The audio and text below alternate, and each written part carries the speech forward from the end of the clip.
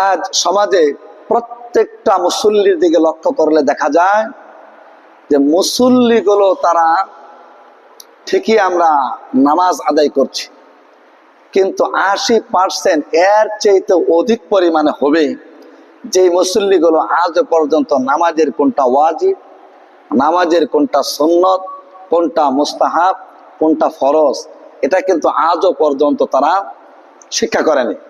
যেই জন্য শিক্ষা না করার কারণে আমাদের ইবাদতটা কেমন হচ্ছে, যে ফরজ ছুটে গেলে কি হবে, ওয়াজিব ছুটে গেলে কি করা দরকার, এবং সুন্নত ছুটে গেছে এখন আমি কি করব, এই গবেষণা আজ আমাদের মধ্যে নেই।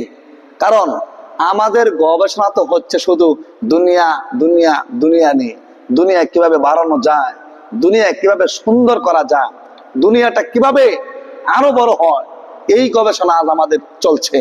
কিন্তু আমাদের তো উচিত ছিল, আমি যে 20 বছর যাবত নামাজ পড়তে পারছি না, 20-30 বছর হলো আমি তো মসজিদে যাওয়া আশা করি, মসজিদে ওঠার দোয়ায় অনেকেই পারে না।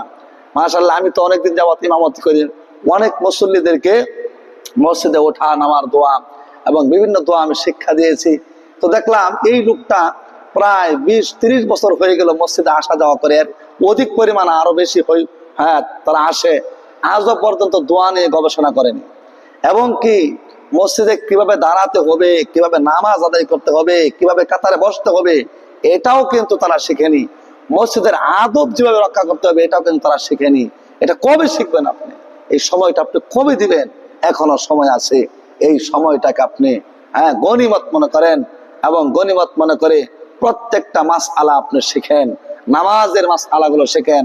নামাজের ভিতরে কত কত মাসআলা রয়েছে, বিশেষ করে মুস্তাহাব এবং সুন্নতে মুআক্কাদা, সুন্নত এবং ওয়াজিব ফরজ, প্রত্যেকটা মাসআলা আমরা শিখে শিখে আমরা আমল করব।